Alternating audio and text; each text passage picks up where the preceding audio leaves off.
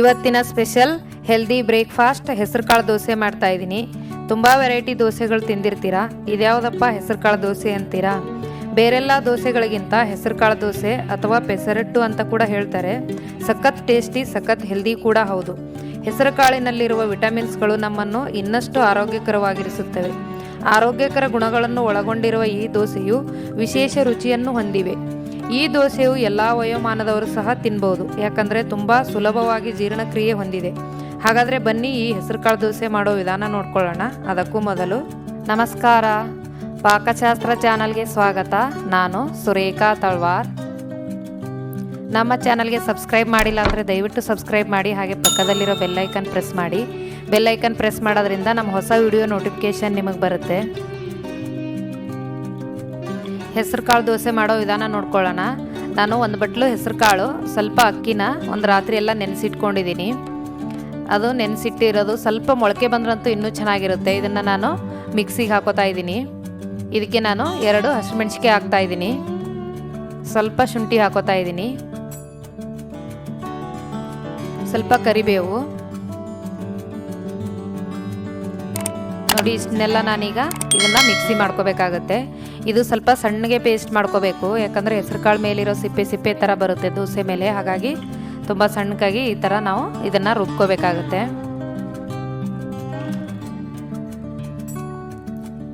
ಈಗ ನಾವು ಒಂದು ಬೌಲ್ಗೆ ಇದನ್ನು ಹಾಕೋತಾ ಇದ್ದೀನಿ. ನೋಡಿ, ಈ ಥರ ನೈಸಾಗಿ ನಾವು ಇದನ್ನು ರುಬ್ಕೋಬೇಕು. ಇದಕ್ಕೆ ನಾನು ಮೆಣಸು ಪುಡಿ, ಜೀರಿಗೆ ಪುಡಿ, ಧನಿಯಾ ಪುಡಿ ಮತ್ತು ಆಮ್ಚೂನ್ ಪೌಡ್ರು ಎಲ್ಲ ಅರ್ಧ ಟೇಬಲ್ ಸ್ಪೂನ್ ತೊಗೊಂಡಿದ್ದೀನಿ. ಅದನ್ನೆಲ್ಲ ಹಾಕ್ತಾ ಇದ್ದೀನಿ. ರುಚಿಗೆ ತಕ್ಕಷ್ಟು ಉಪ್ಪು ಹಾಕ್ತಾ ಇದ್ದೀನಿ. ಇದನ್ನು ಈ ರೀತಿ ದೋಸೆ ಹಿಟ್ಟಿನ ಥರ ನಾವು ಇದನ್ನು ಅದೇ ಥರ ನಾವು ಇದನ್ನು ಮಿಕ್ಸ್ ಮಾಡ್ಕೋಬೇಕಾಗತ್ತೆ. ನೋಡಿ, ತುಂಬ ತಿಳುವಾಗೂ ಮಾಡ್ಕೋಬಾರ್ದು, ಇಲ್ಲಾಂದರೆ ಗಟ್ಟಿಯಾಗೂ ಮಾಡ್ಕೋಬಾರ್ದು. ಗಟ್ಟಿಯಾಗಿ ಮಾಡ್ಕೊಂಬಂದರೆ ಅಷ್ಟು ಮೆತ್ತಗಾಗಿ ಬರೋದಿಲ್ಲ. ನೋಡಿ, ಈ ಥರ ಇದನ್ನು ಹಿಟ್ಟನ್ನ ರೆಡಿ ಮಾಡ್ಕೋಬೇಕಾಗತ್ತೆ. ಈಗ ದೋಸೆ ಹಿಟ್ಟು ರೆಡಿ ಆಗಿದೆ.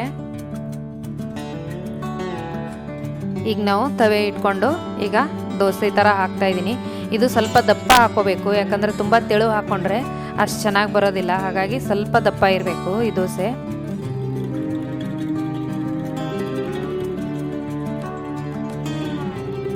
ತುಂಬ ಹೆಲ್ದಿ ದೋಸೆ ಇದು.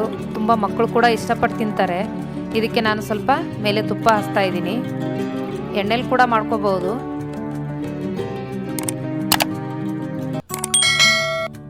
ಸ್ವಲ್ಪ ಸಣ್ಣ ಉರಿಯಲ್ಲಿ ಇಟ್ಕೊಂಡ್ರೆ ಕ್ರಿಸ್ಪಿಯಾಗಿ ಚೆನ್ನಾಗಿ ಬರುತ್ತೆ. ಇಲ್ಲ ಸಾಫ್ಟಾಗಿ ಬೇಕು ಅಂದರೆ ಸ್ವಲ್ಪ ಜೋರು ಉರಿಯಲ್ಲಿ ಇಟ್ಕೊಂಡು ಬೇಗ ಬೇಯಿಸ್ಕೊಂಡ್ಬಿಟ್ರೆ ಸಾಫ್ಟಾಗಿ ಬರುತ್ತೆ. ನಾವು ಮುಂಚೆ 2 ಸೈಡ್ ಬೇಯಿಸ್ಕೊಂಡು ಆದಮೇಲೆ ಇದಕ್ಕೆ ಸ್ವಲ್ಪ ನಾನು ಈರುಳ್ಳಿ, ಕೊತ್ತಂಬರಿ ಸೊಪ್ಪು ಹಾಕ್ತಾಯಿದ್ದೀನಿ. ನೋಡಿ, ಈಗ ಬೆಂದಿದೆ ಸ್ವಲ್ಪ. ಇದನ್ನು ಬೇಗ ಬೇಯಬೇಕು ಅಂದರೆ ಸ್ವಲ್ಪ ಮೇಲೆ ಮುಚ್ಚಳ ಮುಚ್ಚಿ ಬೇಯಿಸಿದ್ರೆ ಬೇಗ ಬೇಯುತ್ತೆ. ನಾನು ಒಂದು 2 ರಿಂದ 3 ನಿಮಿಷ ಬೇಯಿಸಿದ್ದೀನಿ. ನೋಡಿ, ಈಗ ಬೆಂದಿದೆ. ಇದು ಈ ಥರ 2 ಸೈಡು ನಾವು ಬೇಯಿಸ್ಕೋಬೇಕಾಗತ್ತೆ.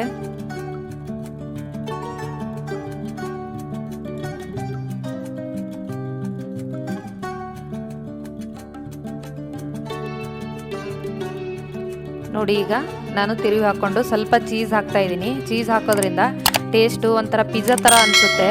ಮಕ್ಕಳು ತುಂಬ ಇಷ್ಟಪಟ್ಟು ತಿಂತಾರೆ ಈ ಥರ ಚೀಸೆಲ್ಲ ಹಾಕ್ಕೊಟ್ರೆ. ನಮಗೂ ಕೂಡ ತುಂಬಾ ಟೇಸ್ಟ್ ಚೆನ್ನಾಗಿರುತ್ತೆ.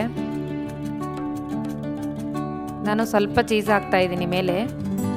ಇದಕ್ಕೆ ನಾನು ಸ್ವಲ್ಪ ಕಟ್ ಮಾಡಿರೋದು ಈರುಳ್ಳಿ ಹಾಕ್ತಾ ಇದ್ದೀನಿ. ಇದು ಈರುಳ್ಳಿ ಈ ಥರ ಚೀಸೆಲ್ಲ ಹಾಕಬೇಕಾದ್ರೆ ಉರಿ ಎಲ್ಲ ಸಣ್ಣದಾಗಿ ಇಟ್ಕೊಂಡು ನಾವು ಮಾಡ್ಕೋಬೇಕಾಗುತ್ತೆ, ಲೋ ಫ್ಲೇಮಲ್ಲಿ ಇಟ್ಕೊಂಡು. ನೋಡಿ, ಸ್ವಲ್ಪ ಕೊತ್ತಂಬರಿ ಸೊಪ್ಪು ಹಾಕ್ತಾ ಇದ್ದೀನಿ. ನೋಡಿ, ರೆಡಿ ಆಗಿದೆ ಈಗ ದೋಸೆ. ತುಂಬ ಹೆಲ್ದಿ ದೋಸೆ ಅಂತಲೇ ಹೇಳ್ಬೋದು. ಮಕ್ಕಳು ಪಲ್ಯಗಳು ತಿನ್ನೋದಿಲ್ಲ ಅಂತ ಮಕ್ಕಳಿಗೆಲ್ಲ ಈ ಥರ ಪ್ರೋಟೀನ್ ಇರುವ ಈ ಹೆಸರುಕಾಳು ದೋಸೆ ಮಾಡಿಕೊಡ್ಬೋದು. ನೋಡಿ, ರೆಡಿ ಆಗಿದೆ ಹೆಸರುಕಾಳು ದೋಸೆ. ನೋಡಿ, ಟೊಮೆಟೊ ಸಾಸ್ ಜೊತೆ ಸರ್ವ್ ಮಾಡಿದ್ರೆ ತಿನ್ನೋದಕ್ಕೆ ತುಂಬಾ ಚೆನ್ನಾಗಿರುತ್ತೆ. ಮನೆಯವರೆಲ್ಲರೂ ಇಷ್ಟಪಟ್ಟು ತಿಂತಾರೆ.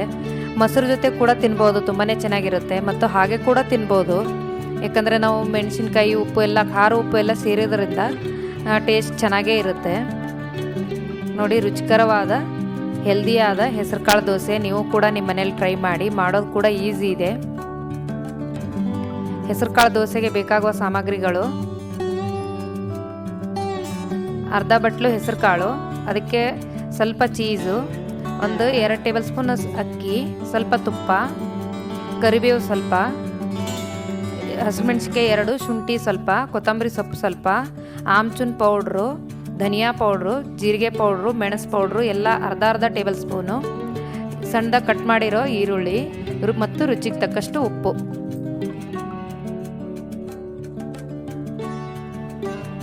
ಈ ವಿಡಿಯೋ ನಿಮಗೆ ಇಷ್ಟವಾದರೆ ಲೈಕ್ ಮಾಡಿ, ಶೇರ್ ಮಾಡಿ, ಸಬ್ಸ್ಕ್ರೈಬ್ ಮಾಡಿ ಹಾಗೂ ಪಕ್ಕದಲ್ಲಿರೋ ಬೆಲ್ ಐಕನ್ ಪ್ರೆಸ್ ಮಾಡಿ.